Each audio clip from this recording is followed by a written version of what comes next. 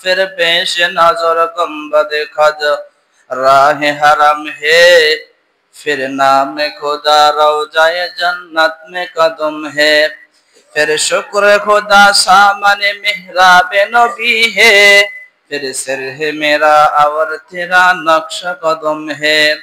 मेहराब नबी हाय के तू ही, मेहराब नबी हाय के तू ही तूरे तजल्ला, दिल शाब से लबरेज है और आँख बिलम है, रग रग में मोहब्बत हो रसूल अरबी की, जन्नत के खजा इनके यही बया सलम है, जन्नत के खजा इनके यही बया सलम है। अल्हम्दुलिल्लाह। মহান রব্বুল আলামিনের অসীম মেহেরবান অসীম দয়ার সাগরে আমরা অবিষ্ট হয়ে আল্লাহ তাআলা আমাদেরকে দুনিয়ার বিভিন্ন রকম কাজ থেকে পৃথক করে যে আল্লাহ তাআলা এই পবিত্র মাহে রমাদানের পবিত্র জুমার দিনে এখানে বসা তৌফিক দান করেছেন, সেজন্য সকলে আমরা আবার অন্তরস্থল থেকে বলি আলহামদুলিল্লাহ। এই যে মাহে রমাদান, আমরা যখন এই মাহে রমাদান শুরুতে আসার 10-20 দিন আগে থেকে আমরা অনেক কথা, অনেক প্রস্তুতি, রমজান আসতেছে, আমাদের বাজার করতে হবে, রমজানের অনেক ব্যাপার সেবার আছে, এগুলা নিয়ে আমরা ব্যস্ত ছিলাম। রমজানের প্রস্তুতি আমরা যেভাবে নিয়েছি আর কি, আমাদের রমজানের প্রস্তুতি ছিল রমজান মাসে কেমনে চলবো, কেমনে খাবো, কেমনে ফিরবো, কি করব, এই ফিকির আমরা অন্ততপক্ষে সবাই করেছি। কিন্তু মাহে রমাদানের রমজানের রোজাকে আল্লাহ তাআলা ফরজ করেছেন, এই চিন্তা আমরা খুবই কমে করেছি। কারণ যতগুলো দিন এবং মাস সপ্তাহ আল্লাহ তাআলা দিয়েছেন, সবগুলো থেকে আল্লাহ বলেছেন এই মাহে রমাদান হচ্ছে আমি আল্লাহর মাস, মাহে রমাদানটা আমার মাস। আর আমার এই মাসের মধ্যে আমি 3টি স্তর দিয়েছি, 3টি স্তরের মধ্যে আরো গুরুত্ব বোঝানোর জন্য আরেকটি রাত দিয়েছি। এভাবে পুরো মাসটাকে আমি স্তরে স্তরে সাজিয়ে বান্দার জন্য বোনাস হিসাবে দিয়েছি, যেন বান্দা সারা জীবন, সারা বৎসর, 12 মাস, সপ্তাহ, দিন রাত অপরাধ করেছে, যেন বান্দা সেই গুনাহ থেকে, সেই অপরাধের রাস্তা থেকে ঘুরে ফিরে আবার যেন তওবা করে আমি আল্লাহর কাছে ফিরে আসতে পারে। সেই জন্য একটা সুবর্ণ সুযোগ, অফার আল্লাহ তাআলা আমাদেরকে মাহে রমাদানে দিয়েছেন, জোরে বলেন সুবহানাল্লাহ। এবং তার সাথে আল্লাহ এই কথা বলেছেন যে আইয়ুহাল্লাযীনা আমানু কুতিবা আলাইকুমুস সিয়াম কামা কুতিবা আলাল্লাযীনা মিন ক্বাবলিকুম লাআল্লাকুম তাত্তাকুন। হে মানুষ, হে উম্মতে মুহাম্মাদি, তোমরা মনে করিও না যে শুধুমাত্র মাহে রমাদানের রোজা তোমাদেরকে আল্লাহ তাআলা শাস্তি হিসাবে দিয়েছেন, নয়।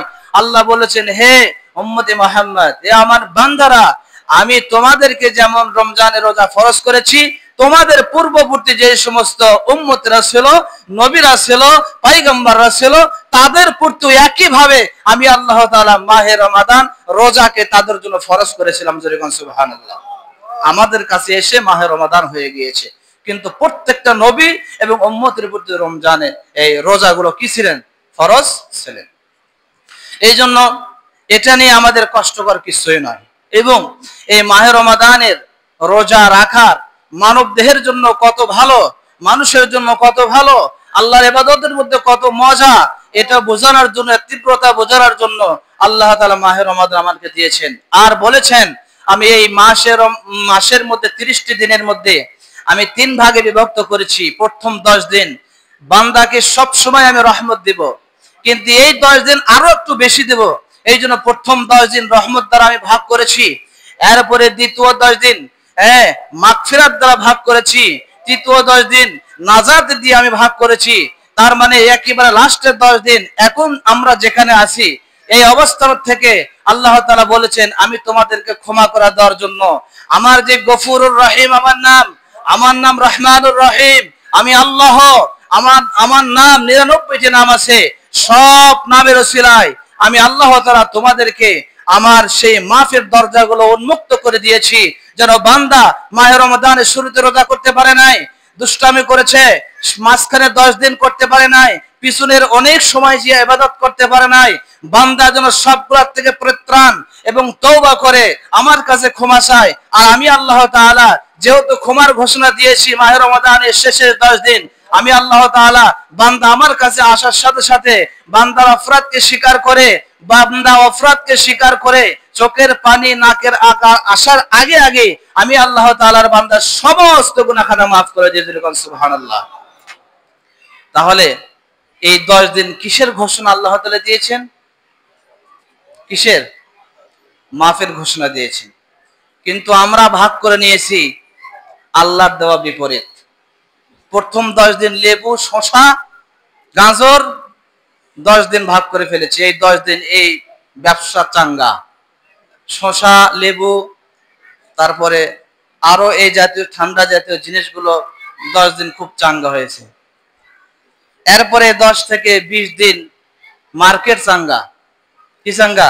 কাফেরের দোকান বলেন, মার্কেট করতে হবে, এটা ফরজ আমাদের। এরপরে লাস্টের 10 দিন সেলাই মেশিন, দর্জিওয়ালারা চাঙ্গা। আমরা 3 ভাগে বিভক্ত করে ফেলেছি, কিন্তু আল্লাহ তাআলা এটা বলে নাই। আল্লাহ তাআলা কি বলে নাই? এটা বলে নাই। আচ্ছা, আপনারা সবাই মার্কেট করে ফেলছেন? সবাই মার্কেট করছেন? কথা বলেন না কেন? আমার কথা বোঝেন না? সবার মার্কেট করা শেষ? হ্যাঁ, করেন না, তো একজন করে না, মোটামুটি সবার শেষ হয়ে গেছে। এই মার্কেট করা কি ফরজ? কথা বলেন না কেন? রোজা রাখা কি এটা করছেন নি? করে নাই।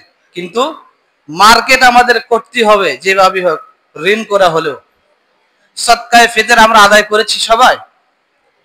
সদকায়ে ফিতর, ফিতরা, এটা আমরা আদায় করেছি? আমাদের সম্পদ হিসাব করে কি আমরা যাকাত আদায় করেছি? করেছি।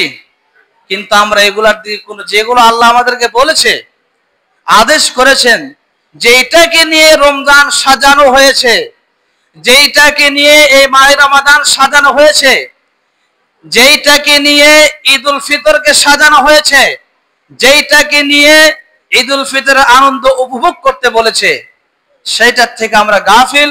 আমরা দুনিয়া নিয়ে নাচানাচি শুরু করে দিয়েছি, তাই না? মার্কেটে যা দেখেন, এখন পুরুষ মানুষ নাই, সব মহিলারা।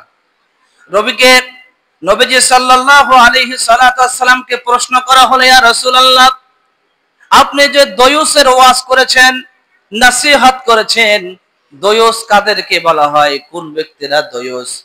নবীজিকে যখন এই প্রশ্ন করা হলো, ইয়া রাসূলুল্লাহ, দয়ুস কাকে বলা হয়? কোন ব্যক্তিকে দয়ুস?